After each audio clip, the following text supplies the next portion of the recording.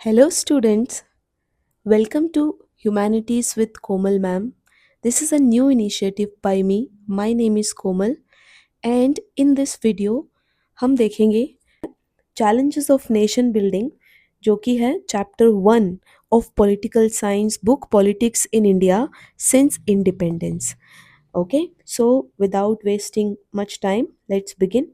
तो पहले सबसे पहली जो बात हमें समझनी है वो ये है नेशन नेशन क्या है हमने पढ़ा है in class 10 rise of nationalism in Europe rise of nationalism in India. तो वहाँ पर क्या हमने नेशन एक वर्ड समझा था। तो क्या इंडिया को भी एक ऐसा नेशन बनना है, राइट, बनना है। कुछ तो सपने होंगे हमारे, ऐसा नेशन बनाना है। तो उस नेशन बनाने में, उस नेशन के बिल्डिंग में हमको कुछ चैलेंजेस दिखाई दे रहे थे, हम उन्हीं की बात कर रहे हैं। ओके, सो इस चैप्टर में हम उन चैलेंजेस की बात करेंगे।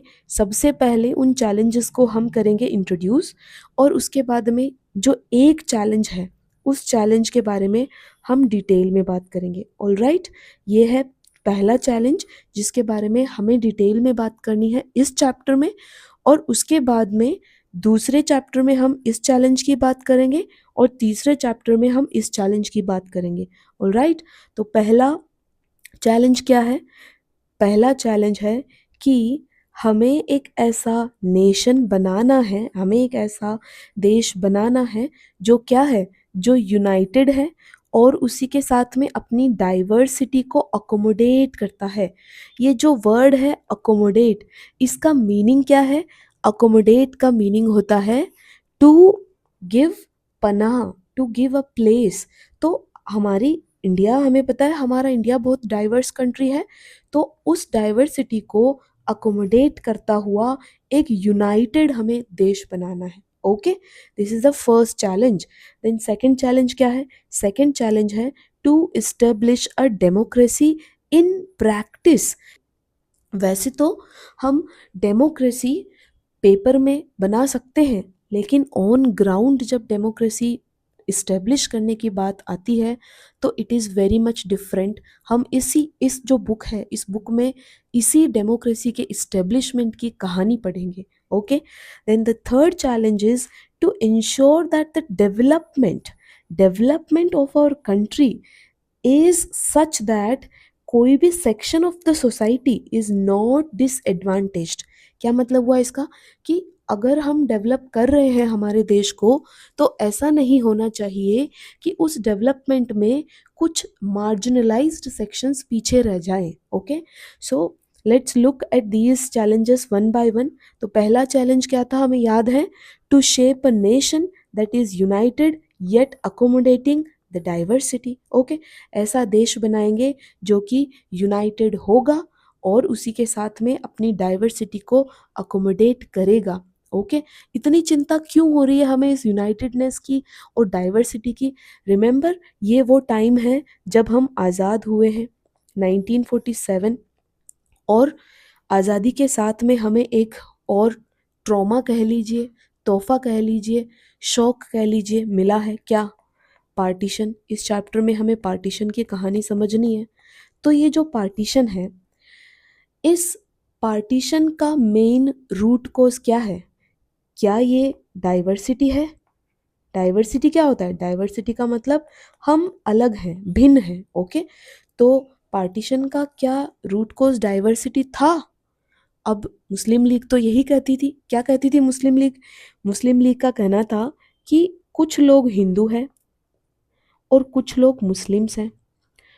क्योंकि दो अलग अलग लोग हैं और ये दो लोग एक साथ नहीं रह सकते, इसलिए हमें एक अलग देश चाहिए और उस देश का नाम क्या होगा? पाकिस्तान होगा। और क्या हमें इस बात से ये समझ में आ रहा है कि डाइवर्सिटी ने हमें डरा दिया था एक बार के लिए? तो इस डाइवर्सिटी को, अच्छा ये तो सिर्फ रिलीजन की डाइवर्सिटी हो गई, हमारे पास तो कितनी डाइवर्सिटी है। Diversity of religion, of caste, of language, of cultures, बहुत सारी डाइवर्सिटी लेकर हम इस देश में बैठे हुए हैं। तो ऐसी डाइवर्सिटी को अकोमोडेट किया जाए, इस तरह से उसको जगह दी जाए कि देश का बंटवारा कभी ना हो इसके बाद में। तो देश को यूनाइटेड रखने का हमारा एक चैलेंज था। ओके, इसी के साथ में एक और बहुत बड़ा इमीडिएट जो खतरा हमारे यूनाइटेडनेस को जो हो रहा था वो था ये प्रिंसली स्टेट्स। रिमेंबर उस समय जब हम आज़ाद हुए थे तो 565 प्रिंसली स्टेट्स हमें मिले थे। तो 1947 से पहले 1947 से पहले हमारे पास 11 तो प्रोविंसेस थे और 565 क्या थे, प्रिंसली स्टेट्स थे। ऑलराइट, तो प्रोविंसेस का तो सिंपल मीनिंग अभी से समझ लेना। प्रोविंसेस का मीनिंग है कि जैसे आज हमारे पास क्या है, आज हमारे पास 28 स्टेट्स हैं, राइट। तो ऐसे ही उस टाइम पर प्रोविंसेस को, स्टेट्स को प्रोविंस बोला करते थे। ओके, तो 11 तो प्रोविंसेस थे और 565 प्रिंसली स्टेट्स थे। तो प्रिंसली स्टेट्स क्या थे, ऐसे स्टेट्स जो कि किसी किंग के अंडर में आते हैं, किसी राजा के अंडर में आते हैं और वो राजा वहाँ पर अपना ऑटोनोमस राज्य चलाता है। लेकिन जो ब्रिटिशर्स हैं कि इन 565 स्टेट्स पर सुप्रीमेसी थी। क्या थी, सुप्रीमेसी। इसका क्या मतलब है, इसका मतलब है कि ये 565 प्रिंसली स्टेट्स अपने हिसाब से अपने राज्य को चलाएंगे, लेकिन ब्रिटिश शर्तों पर। जैसा ब्रिटिशर्स कहेंगे वैसा ही इनको करना पड़ेगा, ब्रिटिशर्स के अगेंस्ट में ये कभी नहीं जा सकते। तो ये थे 565 प्रिंसली स्टेट्स। ओके, तो जब हमें 1947 में जब हमें आज़ादी मिली तो उसी टाइम के साथ में ये 11 प्रोविंसेस को ब्रिटिशर्स ने कर दिया क्या, पार्टीशन। ओके, 11 प्रोविंसेस का पार्टीशन हो गया बिटवीन इंडिया एंड पाकिस्तान। लेकिन ये जो 565 प्रिंसली स्टेट्स थे, अभी इसके बाद में हम प्रिंसली स्टेट्स को पीएस लिखेंगे। ओके, तो 565 प्रिंसली स्टेट्स जो थे इनको बोल दिया भैया तुम हो आज़ाद, और तुम्हें अगर तुम चाहो तो तुम इंडिया को ज्वाइन कर लो, तुम चाहो तो तुम पाकिस्तान को ज्वाइन कर लो, तुम चाहो तो तुम इंडिपेंडेंट भी रह सकते हो। ऑल राइट, तो यहाँ पर ये हमें हमारी यूनिटी को, अभी हमने देखा था कि हमें क्या रहना है, हमें यूनाइटेड रहना है। तो यहीं पर तो दिक्कत आ गई कि अब अगर ये प्रिंसली स्टेट्स, ये 565 प्रिंसली स्टेट्स अगर पाकिस्तान के पास चले गए तो भी हम यूनाइटेड नहीं रह पाएंगे। अगर इन्होंने इंडिपेंडेंट रहने का फैसला लिया तब भी हम यूनाइटेड नहीं रह पाएंगे। हमारी यूनाइटेडनेस के लिए ज़रूरी है कि ये 565 प्रिंसली स्टेट्स इंडिया का ही पार्ट बने। ओके, तो ये हमारी यूनिटी को खतरा था। इसीलिए सबसे पहला चैलेंज क्या है इंडिया के सामने, एक जो आज़ाद देश आज अभी आज़ाद हुआ है। जस्ट इमेजिन 1947 में जब हम आज़ाद हुए थे तो सबसे पहला चैलेंज क्या था हमारे सामने, इस देश को यूनाइटेड रखना। ओके, उसके बाद में नेक्स्ट चैलेंज हमारे पास जो है वो है इस देश में एक डेमोक्रेसी इस्टेब्लिश करना। एक ऐसी डेमोक्रेसी जो सिर्फ पेपर पे नहीं दिखाई देती है। अच्छा, पेपर पे तो पाकिस्तान भी अपने आप को डेमोक्रेटिक कंट्री बोलता है, पेपर में तो चाइना भी अपने आप को डेमोक्रेटिक कंट्री बोलता है, और ये तो हमें अच्छे से पता है, हमने छोटी क्लासेस में पढ़ रखा है, चाइना अपने आप को डेमोक्रेटिक रिपब्लिक ऑफ चाइना बोलता है। ओके, तो लेकिन पेपर में बोल देने से क्या कोई कंट्री डेमोक्रेटिक हो जाती है, नहीं होती है। तो हमें ऐसी कागजी डेमोक्रेसी नहीं चाहिए थी, हमें एक ऐसी डेमोक्रेसी चाहिए थी जो सच में डेमोक्रेटिक प्रिंसिपल्स को ऑन ग्राउंड फॉलो करती हो। ठीक है, जो सच में डेमोक्रेटिक प्रिंसिपल्स को ऑन ग्राउंड फॉलो करती हो। अच्छा, याद है 11th क्लास में हमने कुछ पढ़ा था कि कॉन्स्टिट्यूशन जब हमने बनाया था तो हमने बहुत सारे फॉरेन कंट्रीज़ के कॉन्स्टिट्यूशंस को स्टडी करके और अपने लिए एक बेस्ट कॉन्स्टिट्यूशन बनाया था। Do you remember that? Best constitution बना देने से क्या रियल ग्राउंड पर बेस्ट डेमोक्रेसी इस्टेब्लिश हो जाएगी? नहीं, ऐसा तो नहीं है ना। तो ये चैलेंज था कि ना केवल एक कॉन्स्टिट्यूशन बनाया जाए, कॉन्स्टिट्यूशन बनाना इज़ नॉट सफिशिएंट, हमें एक रियल डेमोक्रेसी इस्टेब्लिश करना है ऑन ग्राउंड, ये सेकंड चैलेंज था और इस चैलेंज की हम बात करेंगे in our chapter 2। Okay, now let's look at the third challenge. तीसरा चैलेंज क्या है? हमें, क्योंकि हमारा देश 1947 में कैसा था? बिल्कुल हमारा देश एक पुअर कंट्री था। पॉवर्टी इतनी भयानक, अंग्रेज़ों ने हमें लूटा ही तो था। अंग्रेज ब्रिटिशर्स ने क्या किया? खुद डेवलप हो गए और इंडिया को उन्होंने एक बहुत ही बेकार कंडीशन में छोड़ के गए थे वो। तो हम एक पुअर कंट्री थे। हमारे पास, हमारे जो लोग थे उनके पास कोई स्किल्स नहीं थी, हमारे पास कोई बड़ा इंफ्रास्ट्रक्चर नहीं था। डेवलपमेंट कैसा होता है? डेवलपमेंट मतलब आपके पास बड़ी बड़ी इमारतें हैं, लोग खुशी खुशी रह रहे हैं, एम्प्लॉयमेंट है। अमेरिका, अमेरिका को रिमेंबर करो, वो है डेवलप्ड कंट्री है वो अमेरिका। तो उस समय इंडिया कैसा रहा होगा? बहुत ही बुरी कंडीशन में हम थे उस समय। इनफैक्ट जब हम आज़ाद हुए थे उसी के कुछ ही सालों पहले, कुछ 3-4 ईयर्स पहले, बंगाल में एक आई थी जिसको कहते हैं ग्रेट फेमाइन। क्या हमने पढ़ा था 9th क्लास में? ग्रेट फेमाइन ऑफ बंगाल 1944 पढ़ा था। Yes, remember. ग्रेट फेमाइन क्यों आई थी हमारे इंडिया में? क्योंकि उस समय, ये समय है 1942-44, ये इस समय पर वर्ल्ड वॉर चल रहा था, वर्ल्ड वॉर 2। तो इंडिया के जो अनाज था, इंडिया का जो बंगाल में जो अनाज उगाया जाता था या वहाँ के लोगों के लिए जो अनाज था, उसको ये लोग वॉर में लगा देते थे।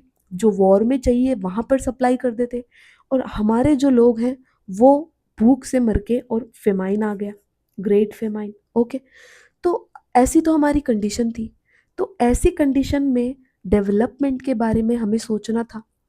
अच्छा, तो डेवलप तो चाइना भी हो गया। अभी हम जब सेकंड बुक पढ़ेंगे तो हम ये देखेंगे कि जो चाइना है, चाइना बहुत जल्दी डेवलप हुआ।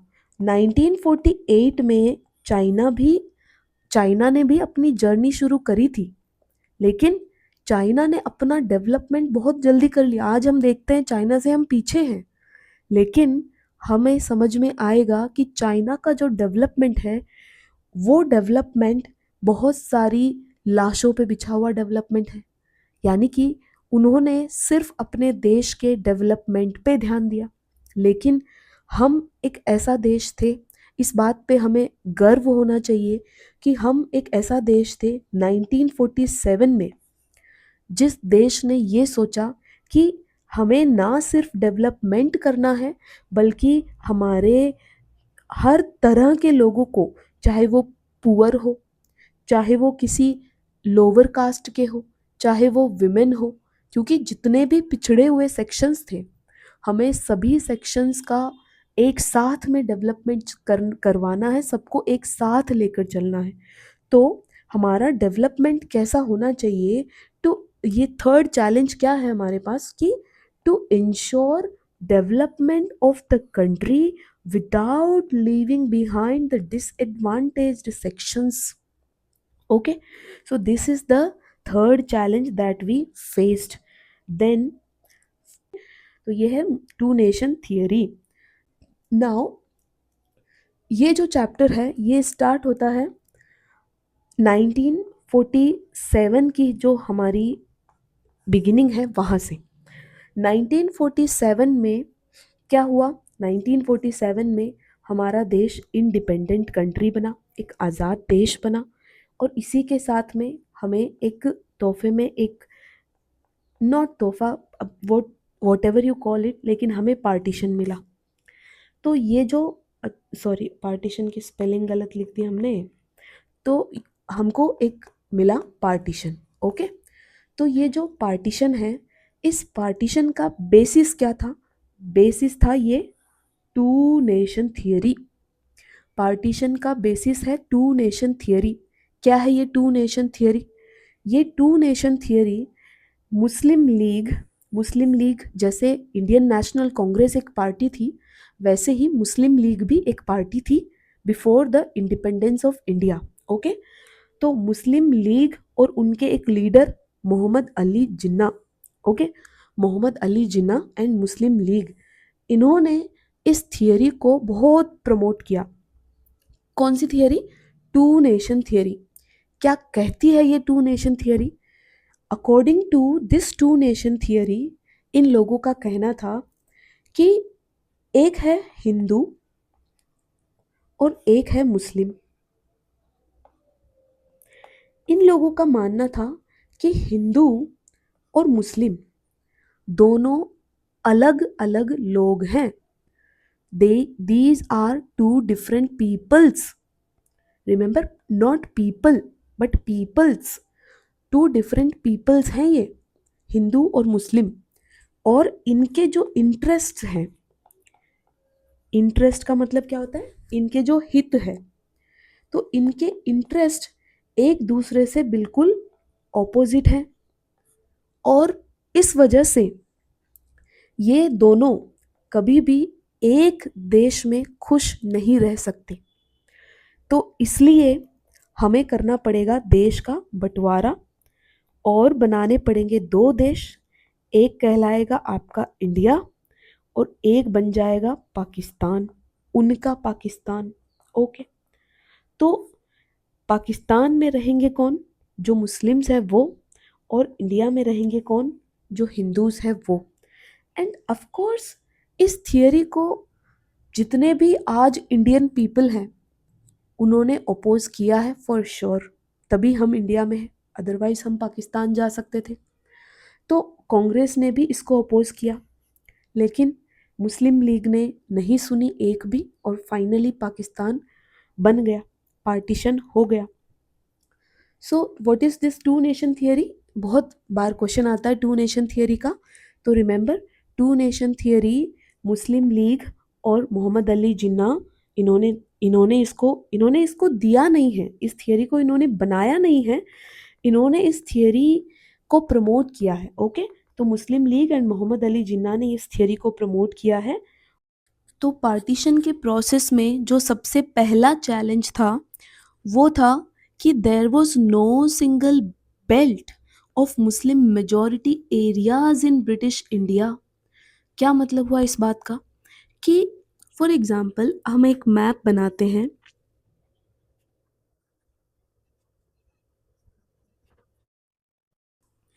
ओके, तो दिस इज़ अ मैप। तो अगर इस मैप को हम देखें तो कुछ ऐसा ही उस समय ये इंडिया रहा होगा और ये आपका रहा होगा पाकिस्तान जो आज के टाइम पर है, और यहाँ पर कुछ बांग्लादेश।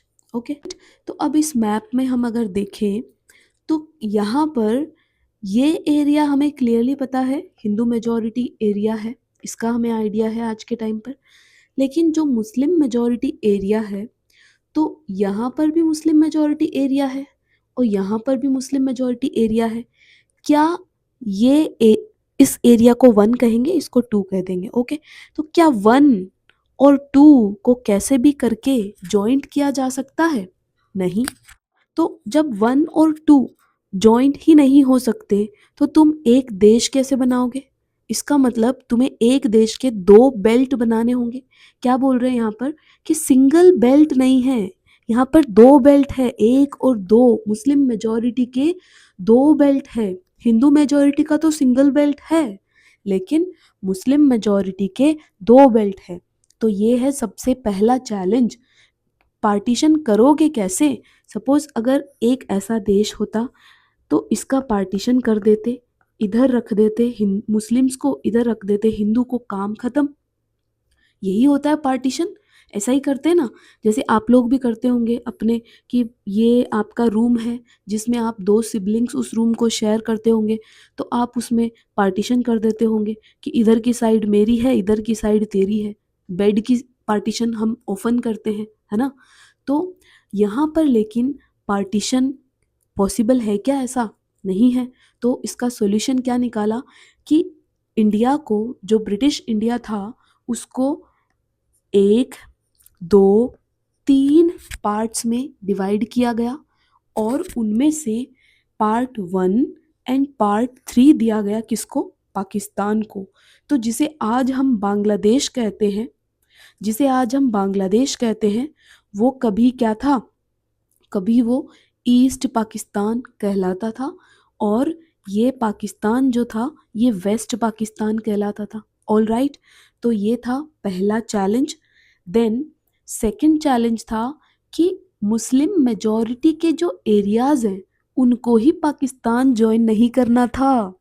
तो मुस्लिम मेजॉरिटी के एरियाज कौन से, पार्ट 1 और पार्ट 2, इनके भी काफ़ी सारे ऐसे एरियाज थे जो खुद ही पाकिस्तान को ज्वाइन नहीं करना चाहते थे। ऑल राइट, तो यहाँ पर ये तो एक प्रॉब्लम है। तो फॉर एग्जाम्पल एक लीडर थे जिनका नाम था खान अब्दुल गफर खान। इनका नाम याद रखना, खान अब्दुल गफर खान। इनको कहते थे फ्रंटियर गांधी। क्यों कहते थे इनको फ्रंटियर गांधी? क्योंकि ये एक प्रोविंस था, north west frontier province. Okay, north west frontier province कहाँ था ये? बेसिकली इस एरिया में। ओके, यहाँ पर नॉर्थ वेस्ट फ्रंटियर प्रोविंस में इनको, जैसे कि all over India Mahatma Gandhi को रेस्पेक्ट किया जाता था, वैसे ही इनको खान अब्दुल गफर खान को इस नॉर्थ वेस्ट फ्रंटियर प्रोविंस में रिस्पेक्ट किया जाता था और इसलिए इनको क्या बोलते थे? फ्रंटियर गांधी। ओके, अच्छा, प्रोविंस क्या होता है? तो प्रोविंस हमें समझ में आ चुका है ऑलरेडी कि जैसे आज के समय स्टेट्स होते हैं वैसे उस टाइम पर 11 प्रोविंसेस थे। Okay, now the third challenge was that कि हिंदू मेजॉरिटी एरियाज थे even with in the Muslim majority provinces. जैसे 11 प्रोविंस है, 11 प्रोविंसेस हैं, तो एक काम करो, इनमें से 4 पाकिस्तान को दे दो, 5 इंडिया को दे दो, हो गया बंटवारा, कर दो ऐसा। लेकिन ये जो 4 तुमने पाकिस्तान को दिए, इनमें से भी 2 प्रोविंसेस अपने आप से हिंदू मेजॉरिटी एरियाज शो कर रहे हैं। 2 प्रोविंसेस कौन से हैं वो 2 प्रोविंसेस? तो for example, not for example, for real, यहाँ पर एक प्रोविंस था पंजाब और यहाँ पर प्रोविंस है बंगाल। तो पंजाब प्रोविंस में इस तरफ के लोग हैं, पंजाब प्रोविंस में जो यहाँ के लोग हैं वो हैं मुस्लिम मेजॉरिटी के लोग, और जो इस तरफ हैं, जो इस तरफ हैं वो है सिख मेजॉरिटी और हिंदू मेजॉरिटी के लोग। तो अभी आप प्रोविंस का बंटवारा वैसे नहीं कर सकते। और सेम इधर बंगाल में जो इधर है के लोग हैं वो तो हैं बंगाली हिंदूज, और जो आपके इधर के लोग हैं वो हैं बंगाली मुस्लिम्स। तो बंगाल का भी बंटवारा आप डिसाइड नहीं कर सकते कि बंगाल को एज इट इज़ पाकिस्तान को दे दें या एज इट इज़ इंडिया को दे दें। ओके, तो यहाँ पर फिर सॉल्यूशन क्या निकला इसका? इसका सॉल्यूशन निकला कि बाइफरकेट कर दिया गया इन प्रोविंसेस को। कैसे बाइफरकेट? कि ये जो लाइन है ये लाइन बाइफरकेशन की है। इस तरफ का पंजाब है उसको पाकिस्तानी पंजाब बोल दिया गया, और जो इस तरफ का पंजाब है उसको इंडियन पंजाब बोल दिया गया। तभी हम पाकिस्तानी मूवीज में देखते हैं ना कि पाकिस्तान में भी पंजाब पंजाब बोलते रहते हैं वो, तो पंजाब का 2 हिस्सा हो गए, पंजाब के 2 हिस्से हो गए। ये भी रिमेंबर, ये भी इम्पोर्टेंट है आने वाले चैप्टर्स के लिए। ओके, और ऐसे ही सेम मैनर में इधर किया गया, इधर का पाकिस्तानी बंगाल और इधर का हिंदुस्तानी बंगाल। क्या इसका नाम क्या है आज भी? वेस्ट बंगाल। इधर इधर क्या है, इस तरफ ये डायरेक्शन क्या है? वेस्ट है, और ये डायरेक्शन क्या है? ईस्ट है। तो ये क्या हुआ? ईस्ट पाकिस्तान का बंगाल, और ये क्या हुआ? वेस्ट बंगाल, जो कि है इंडिया का। ओके, तो नाम ये वेस्ट बंगाल का ऐसे पड़ा। अब फोर्थ प्रॉब्लम क्या थी? फोर्थ प्रॉब्लम थी problem of minority on both the sides. ये क्या प्रॉब्लम है? तुमने बंटवारा करवाया है, तो मुस्लिम लीग पाकिस्तान ने बंटवारा करवाया है on the basis of religion, और उन्होंने ये कहा कि क्योंकि इस तरफ के लोग मुस्लिम्स हैं और इस तरफ के लोग मुस्लिम्स हैं तो ये पाकिस्तान होगा, और जो ये एरिया है ये हिंदू मेजॉरिटी है तो ये होगा इंडिया आपका। ओके, तो तुमने ऐसा बंटवारा कर लिया, लेकिन क्या इस बात की गारंटी है कि यहाँ पर कोई मुस्लिम नहीं रह रहा होगा, या यहाँ पर कोई मुस्लिम नहीं रह रहा होगा, या यहाँ कोई मुस्लिम नहीं होगा, या यहाँ नहीं होगा, यहाँ नहीं होगा? कहाँ मुस्लिम नहीं होगा बताओ? इंडिया में ऑल्दो मेजॉरिटी हिंदूज की होगी, लेकिन मुस्लिम फैमिलीज तो हर जगह पे होंगी। इन द सेम मैनर इसकी क्या गारंटी है कि यहाँ कोई हिंदू नहीं होगा, कि यहाँ कोई हिंदू नहीं होगा, कि यहाँ नहीं होगा? हिंदूज तो यहाँ होंगे ना, माइनॉरिटी में होंगे भले ही, पर होंगे तो सही। पर तब उनका क्या होगा? अगर रिलीजन के बेसिस पर आपने दो देश बनाए हैं, तो इन लोगों का क्या करोगे जो इधर रह गए दूसरे साइड में? ये तो माइनॉरिटी बन गए, तो इनको क्या, इनका क्या करोगे? अब ये लोग कोई, जैसे फॉर एग्जाम्पल यहाँ कोई एक पर्सन है जो मुस्लिम है, वो क्यों ही चाहेगा अपनी सारी प्रॉपर्टी, अपना घर बार छोड़ के और इधर जाना या इधर जाना? वो क्यों जाना चाहेगा? सेम यहाँ पर कोई हिंदू होगा, वो क्यों इधर आना चाहेगा अपना सब कुछ छोड़ के? नहीं आना चाहेगा। तो ये थी प्रॉब्लम ऑफ माइनॉरिटी। तो इसका सॉल्यूशन क्या निकाला गया? कोई सॉल्यूशन नहीं निकला इसका।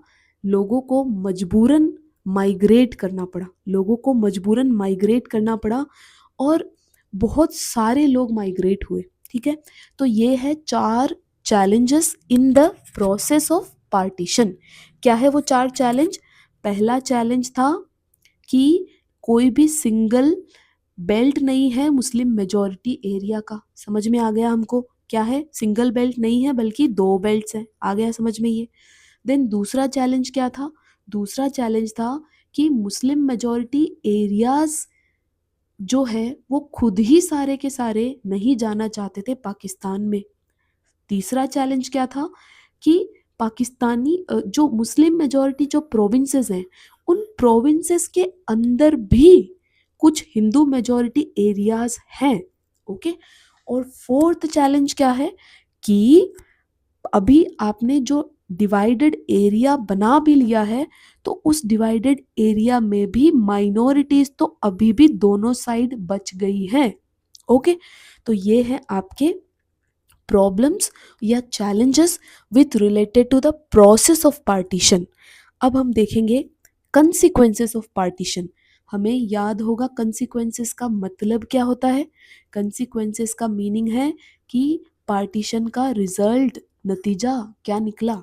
नतीजा ये निकला, सबसे पहला नतीजा पार्टीशन का, और भयानक पार्टीशन। जो कोई अगर कहते हैं ना कि कर्म तुम्हारे खराब होंगे तो फल भी तुम्हें खराब ही मिलेंगे, तो पार्टीशन की सोच ही ईविल थी। तो ईविल का नतीजा कभी अच्छा तो नहीं हो सकता। तो क्या निकला पार्टीशन का नतीजा? सबसे पहला, large scale killings and atrocities on both the sides. पूरा पूरा जो देश है वो एक कम्युनल वॉयलेंस की चपेट में आ गया था। पूरे देश में माहौल कम्युनल हो गया था, और झुंड में लोग निकलते थे। लोग रात में 15-20 लोगों का, 25 लोगों का झुंड बना लेते थे, और झुंड में निकलते थे और अदर कम्युनिटी के लोगों को मारते थे। ऐसा देश का माहौल था। उस माहौल में बहुत भयानक किलिंग और जितने अत्याचार हो सकते हैं हुए। जैसे कि कुछ सिटीज लाइक अमृतसर, कोलकाता, लाहौर, ये सिटीज सेंटर्स ऑफ वायलेंस बन गई। वायलेंस के सेंटर्स बन गई ये cities. 5 lakh to 10 lakh people, इतने लोगों की जान चली गई विद इन जो ये पार्टीशन के 2-3 जो महीने थे इन्हीं के अंदर। तो ये एक बहुत ही 5 से 10 लाख लोगों का मरना, और वो भी मर्डर्स, और वो भी कुछ ही लिमिटेड टाइम में। तो ये कितनी बड़ी बात होगी।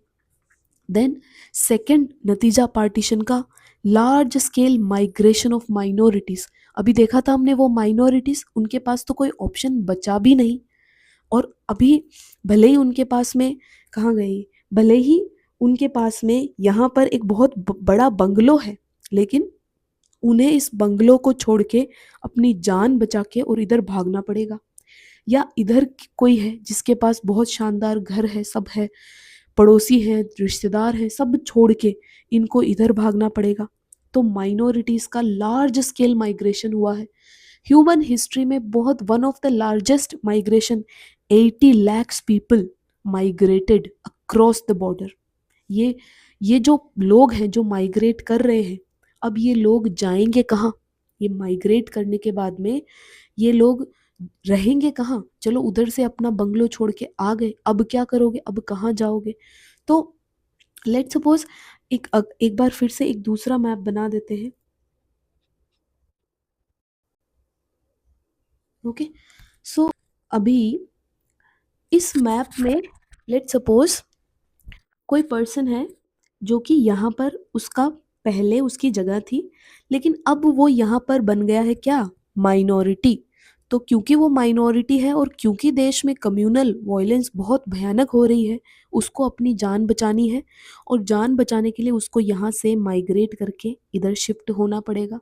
ठीक है, और अब ये जब यहाँ से शिफ्ट होगा यहाँ, तो क्या उसको जाते ही एक महल मिल जाएगा? यहाँ पर नहीं मिलेगा। तो रहेगा कहाँ वो रहेगा रेफ्यूजी कैंप्स में। उसको रहना पड़ेगा रेफ्यूजी कैंप्स में, राइट?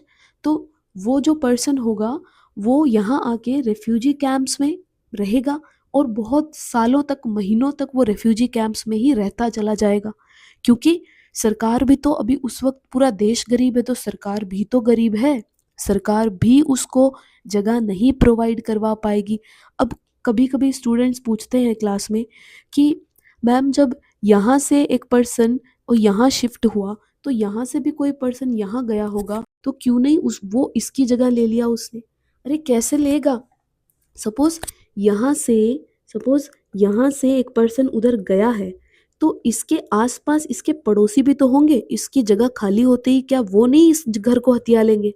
तो जगह लोगों के पास नहीं थी और वो रेफ्यूजी कैंप्स में रह रहे थे। Then the third consequence of partition was that जब माइग्रेशन कर रहे हैं लोग, अभी हमने बात करी ना कि यहाँ से रास्ते से यहाँ जा रहे हैं, तो जब वो यहाँ जा ही क्यों रहे हैं? क्योंकि इस देश में लोग कम्युनल हो रखे हैं और क्योंकि वो दूसरी कम्युनिटी को बिलोंग करता है, तो वो यहाँ पर सेफ नहीं है। तो यहाँ से लगा के जब वो यहाँ बॉर्डर क्रॉस करेगा, तब तक तो वो अनसेफ ही होगा ना। तो उस टाइम पर कोई उसको अटैक कर देगा, वो उस टाइम पर भी तो प्रॉब्लम्स हो सकती हैं। और सेम गोज हियर, यहाँ से कोई पर्सन यहाँ जा रहा है, तो रास्ते में भी तो अटैक्स हो रहे हैं, तो हुए हैं। तो on the path of migration बहुत सारे लोगों के साथ में वॉयलेंस हुआ है, बहुत एट्रोसिटीज लोगों ने झेली है, मर्डर्स हुए हैं इस रास्ते में भी। The fourth consequence of partition is कि thousands of women and along with women also children, thousands of women and children were abducted, murdered, forcefully married, converted and even killed by their own family members. अब ये बहुत अजीब लग रहा है, family members ही अपने घर की महिलाओं को क्यों मार देंगे? सिंपल इधर समझने की कोशिश करो ये कि सपोज यहाँ से एक पर्सन है, वो यहाँ बॉर्डर क्रॉस करके यहाँ आना चाहता है, और पाकिस्तान बॉर्डर क्रॉस जब वो करेगा तब तक वो अनसेफ है, अभी हमने देखा। तो उस टाइम पर सपोज वो अपने परिवार के बीवी बच्चों को लेकर के और चल रहा है, तो अगर किसी एनिमी ने अगर उनको किडनैप कर लिया, अबडक्ट कर लिया, तो प्रॉब्लम है। ठीक ठीक है, तो यहाँ पर प्रॉब्लम लोगों को सबसे बड़ी थी किसकी? ऑनर की। ऑनर ऑनर मतलब घर की इज्जत, कि चलो मुझे अगर पकड़ लेंगे और मैं मर जाऊंगा, मार देंगे, कोई बड़ी बात नहीं है, लेकिन मेरे घर की महिलाएं उनके हाथ नहीं लगनी चाहिए। तो इस चक्कर में महिलाओं को यहाँ पर पहले खुद ही मार के और फिर अकेले निकल लेते थे, ऐसा भी हुआ है। तो thousands of women were killed by their own family members itself to guard their family honor, तो ये भी हुआ है। And fifth consequence of partition कि जैसे फॉर एग्जांपल एक घर है, उसमें दो भाई हैं, उनका झगड़ा हो रहा है, तो पार्टीशन करना है घर का, तो ज़मीन को भी पार्टीशन करेंगे, पैसों को भी पार्टीशन करेंगे, टेबल, कुर्सी, चेयर सब कुछ पार्टीशन होगा, बर्तन, भांडे सब पार्टीशन में आएंगे। तो ऐसे ही सेम गोज़ हियर कि जब इंडिया का पार्टीशन हुआ तो इंडिया के फिर फाइनेंशियल असेट्स, इंडिया के फिर एडमिनिस्ट्रेटिव ऑफिसेस, इंडिया के पुलिस फोर्सेस, इंडिया की even table, chair, books, musical instruments, paper clips, railways, सब कुछ पार्टीशन हुआ, सब कुछ बंटवारे के उसमें आए। देन सबसे लास्ट और सबसे एक जिसको कहेंगे लॉन्ग टर्म कंसिक्वेंस जो रह गया पार्टीशन का, वो है कि पार्टीशन ने हमें इंडिया को एक हिंदू मेजॉरिटी नेशन बना दिया ऑटोमेटिकली। हमने तो कभी टू नेशन थियरी को एक्सेप्ट नहीं किया था, हमें तो कभी एक ऐसा देश बनना ही नहीं था जो कि अपने रिलीजन के नाम से जाना जाए। हम तो सर्व धर्म संभव में विश्वास रखते हैं, लेकिन हमें एक हिंदू मेजॉरिटी नेशन बना दिया गया। और हमारे यहाँ पर जो मुस्लिम पीपल थे, क्योंकि कुछ मुस्लिम तो फिर भी रह गए ना, वो मुस्लिम्स हमेशा हमेशा के लिए माइनॉरिटीज बन गए। जब जब इंडिया का पहला सेंसस हुआ था 1951, आफ्टर द इंडिपेंडेंस, जब पहला सेंसस हुआ था 1951 में, उस सेंसस में पता चला कि 12% of the population Muslims minority में आ चुके हैं अब। तो हम एक ऐसा देश बन गए जो कि हिंदू मेजॉरिटी और मुस्लिम्स हमारे यहाँ ऑटोमेटिकली माइनॉरिटी में कन्वर्ट हो गए। तो ये है पहला पार्ट इस चैप्टर का, और ऐसे ही 2 पार्ट्स में और हम ये चैप्टर चलाएंगे। और ये थैंक यू। अगर आपको नोट्स चाहिए तो कोई स्क्रीनशॉट लेने की ज़रूरत नहीं है, मुझे कमेंट में बताना, I will share you the link. Okay, thank you very much and जय हिंद।